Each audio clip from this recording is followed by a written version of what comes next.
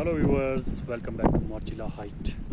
मोर्चिला height में आप सबका स्वागत है। तो आज के इस वीडियो में बात होने वाली है जो इस बार फूल कम है और पत्ते ज़्यादा है, इसके पीछे क्या वजह है।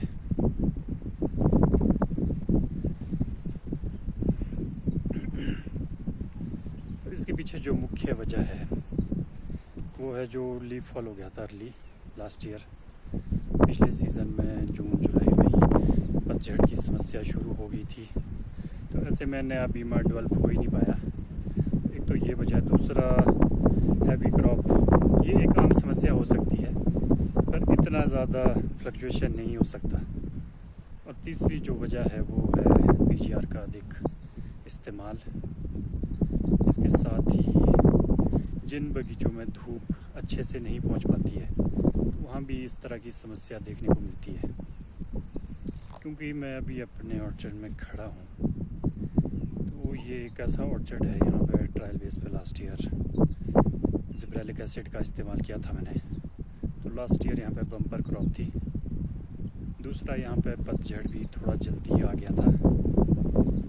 इसके साथ ही यहाँ पे थोड़ा सा शेडी पोर्शन है, ये देख पा रहे होंगे आप, काफ़ी घना है क्योंकि यहाँ पे सेब और नाशपाती दोनों ही मिक्स है, जिसकी वजह से धूप प्रॉपर प्लांट के अंदर तक नहीं पहुँच पाती है। तो यही मुख्य समस्या है जिसकी वजह से बीमा नहीं बन पाया।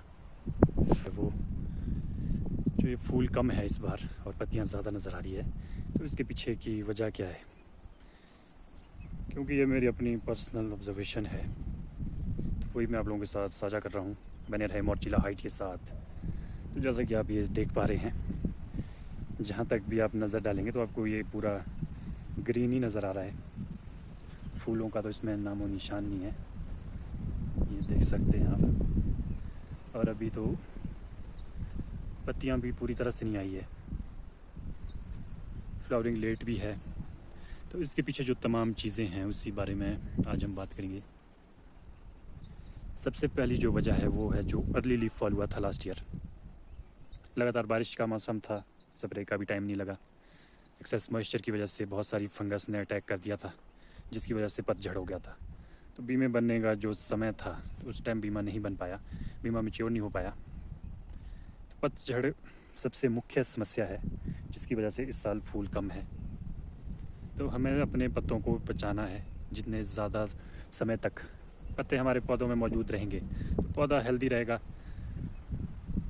पौधा हेल्दी रहेगा तो उसमें बड भी बनेंगे, फ्लावरिंग भी अच्छी होगी, तभी उसमें हर साल फ्रूटिंग होगी। दूसरा है धूप की कमी। ये जो भी पोर्शन है ये पूरा शेडी पोर्शन है, और यहाँ पे अगर आप देखेंगे तो धूप बहुत कम आती है, जिसकी वजह से बीमे नहीं बन पाते हैं। जो बनते भी है वो काफ़ी वीक होते हैं, क्योंकि बिना सनलाइट के बीमे नहीं बन सकते।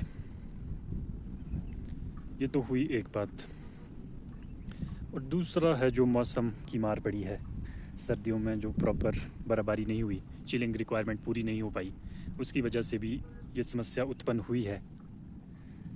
तीसरा जो कारण है वो है पीजीआर का अधिक इस्तेमाल। उससे भी ये फ्लक्चुएशन देखने को मिली है, क्योंकि लास्ट ईयर क्रॉप ज़्यादा थी। वो एक आम समस्या हो सकती है, आम बात है, क्रॉप लगती है, दूसरे साल पर 20% 30% का फ़र्क आता है। तो यहाँ पे सीधा ही 50-60% का डिफरेंस आ गया है इस साल। तो हमें मेन जो फोकस रहने वाला है वो है पत्तों को बचाना ही होगा। जितने लंबे समय तक पत्ते हमारे पौधे में बने रहेंगे उतना ही प्लांट हेल्दी रहेगा और फ्रूट बड बनाने में पौधे को दिक्कत नहीं आएगी। और जो ये बात है पॉलिनेशन के लिए पीजीआर का इस्तेमाल कर रहे हैं, तो इससे पॉलिनेशन नहीं होने वाला। पॉलिनेशन के लिए बगीचों में भरपूर मात्रा में पॉलिनेटर होने बहुत ज़रूरी है। जितने ज़्यादा पॉलिनेटर होंगे उतनी अच्छी आपकी फ्रूट की सेटिंग होगी। तो पीजीआर का इस्तेमाल भूल कर भी ना करें। अगर आप देखेंगे तो यहाँ पे काफ़ी घना है ये। इधर सेब है, उधर नाशपाती है, उधर फिर नाशपाती है। तो ऐसे में धूप प्रॉपर नहीं पहुँच पाती है। तो यहाँ पे अगर आप देखेंगे भी तो बीमे बहुत ही वीक है, जो बने भी है वो भी वीक है। प्रॉपर सनलाइट नहीं मिल पाई, इसकी वजह से ये हरियाली नज़र आ रही जहाँ तक भी नज़र डालें, ये पूरा पोर्शन नीचे तक। और जो फूल आ भी रहे हैं वो बहुत देरी से आ रहे हैं, इक्का दुक्का फूल आ रहे हैं, कहीं डाइट क्लस्टर है, कहीं पिंक बड है, कहीं एक आधा फूल निकला हुआ है। तो ये सारी समस्याएं तो मौसम की मार है, क्लाइमेट जो चेंज हुआ है, प्रॉपर सर्दी में बारिश नहीं हुई, चिलिंग रिक्वायरमेंट पूरी नहीं हुई, तो इसी वजह से ये चीज़ देखने को मिली है इस बार। क्योंकि एक ही प्लांट में अलग अलग स्टेजेस चली हुई है, फूल भी निकल रहे हैं, फ्रूट सेटिंग भी हो रही है, कहीं कहीं कहीं पिंक बड है, कहीं टाइट क्लस्टर है। तो इस तरह की ये चीज़ें देखने को मिली है। बागवानी विभाग द्वारा जो दवाइयाँ रिकमेंड की गई है उन्हीं का छिड़काव करें, ऊट पटांग प्रोडक्ट के चक्कर में ना पड़े, अपनी प्रैक्टिस को सिंपल रखें, बिल्कुल समय पर स्प्रे करें। इससे बचने का यही एकमात्र उपाय है, और क्वालिटी फ्रूट बनाना ही होगा, क्योंकि अब क्वांटिटी से कोई फ़ायदा नहीं है, उसमें हमें कभी भी मुनाफा नहीं होगा, हमेशा घाटा ही होगा। तो हम क्वालिटी पे फोकस करेंगे, और दूसरा हमें पत्ते बचाने की ज़रूरत है, अपने प्लांट को हेल्दी रखने की ज़रूरत है। प्लांट हेल्दी रहेगा तो फ्रूट भी हेल्दी होगा, उसकी क्वालिटी भी अच्छी होगी, क्योंकि ज़्यादा फ्रूट लगेगा तो उसमें ना तो क्वालिटी बनती है, ना वो साइज़ आ पाता है, तो उसमें तो वैसे ही हम लॉस में जा रहे हैं। तो इसलिए पीजीआर की ज़रूरत ही नहीं है हमें, क्योंकि नॉर्मल फ्रूट सेटिंग चाहिए हमें पौधे में। प्रॉपर पॉलिनेटर लगाएं अपने पौधों में, बगीचों में लगभग 30% तक पॉलिनेटर लगाएं, तो आपकी फ्रूट सेटिंग नेचुरली हो जाएगी। मधुमक्खियाँ आज भी पहले नंबर पे है पॉलिनेशन के लिए। मधुमक्खियों के बक्से लगाएं, गमले लगाएं, जो भी आप कर सकते हैं, पर ऊट पटांग प्रोडक्ट इस्तेमाल ना करें, क्योंकि 1-2 साल रिजल्ट मिलेंगे ज़रूर, पर उसके बाद फिर मुश्किल हो जाएगी बहुत ज़्यादा।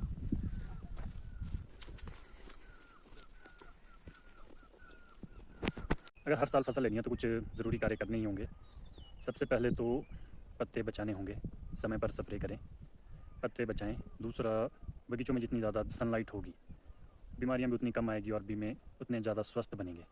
तो इन 2 चीज़ों पर फोकस होना चाहिए, तभी इस समस्या से निजात पाई जा सकती है, नहीं तो फिर ये तीसरे और चौथे साल ही फसल देखने को मिलेगी। ये मेरी अपनी एक पर्सनल ऑब्जर्वेशन है, क्योंकि मैं जिस ब्लॉक में इस टाइम वीडियो बना रहा हूँ, तो यहाँ पे एक तो ये शेडी पोर्शन है, दूसरा यहाँ पे अर्ली लीफ फॉल हो गया था, और फसल काफ़ी ज़्यादा थी लास्ट ईयर, तो ये हो सकता है कि इस वजह से यहाँ पे इस साल कम फूल निकले हैं। पर पतझड़ सबसे बड़ी दिक्कत है, और यही सबसे बड़ी समस्या है, तो इसी का समाधान करने की ज़रूरत है। बाकी आप अपनी प्रैक्टिस को सिंपल रखें, जितना ज़्यादा सिंपल रखेंगे उतना ज़्यादा आपकी फ्रूट की क्वालिटी अच्छी बनेगी। जितने ज़्यादा प्रोडक्ट यूज़ करेंगे प्लांट उतना ज़्यादा हैप्चुअल हो जाएगा, तो फिर इसकी रिक्वायरमेंट बढ़ती जाएगी। इससे तो हमारी फिर मैन्युफैक्चरिंग जो कॉस्ट है वो लगातार इंक्रीज़ हो रही है, रेट हमें मिल नहीं पा रहे हैं ढंग के, तो हमें अपनी मैन्युफैक्चरिंग कॉस्ट को भी घटाना है और मैक्सिमम रेट गेन करना है, तो उसके लिए क्वालिटी फ्रूट को प्रोड्यूस करना होगा, तभी सेब की बागवानी में फ़ायदा है, वरना इस काम को करके कोई फ़ायदा नहीं है। फूल कम है चाहे ज़्यादा है, पर हमें पॉलिनेटर की ज़रूरत तो पड़ेगी।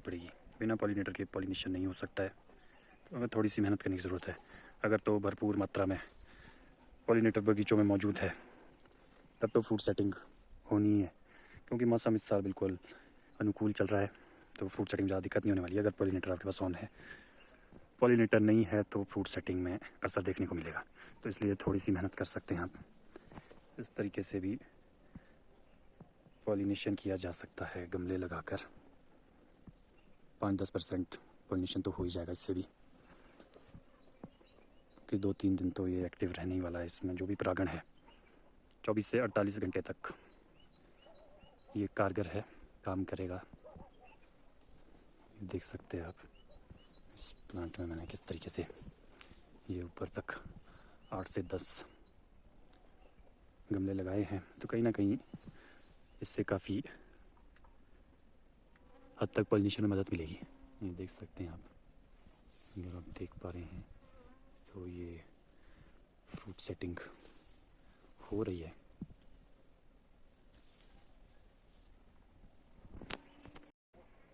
जहाँ भी मुझे ज़रूरत लगी पॉलिनेटर की, तो मैंने इस तरीके से गमलों का इस्तेमाल किया है, तो रिज़ल्ट आपके सामने है, ये देख सकते हैं आप।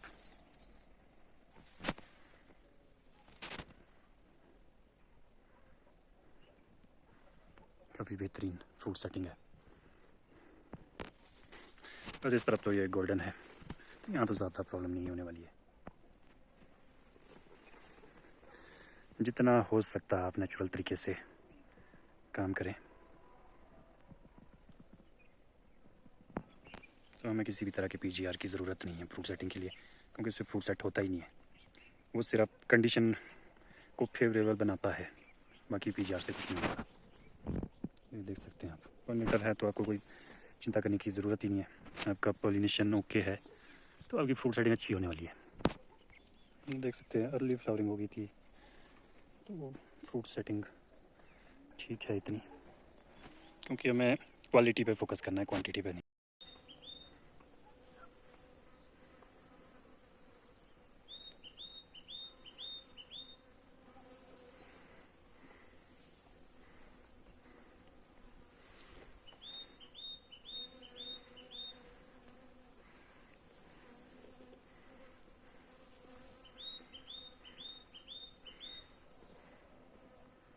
आज के इस वीडियो में फ़िलहाल इतना ही। अगर आपको ये जानकारी यूज़फुल लगती है तो ज़्यादा से ज़्यादा लोगों को शेयर कीजिएगा। चैनल पर नए हैं तो चैनल को सब्सक्राइब करना ना भूलें। Thanks for watching.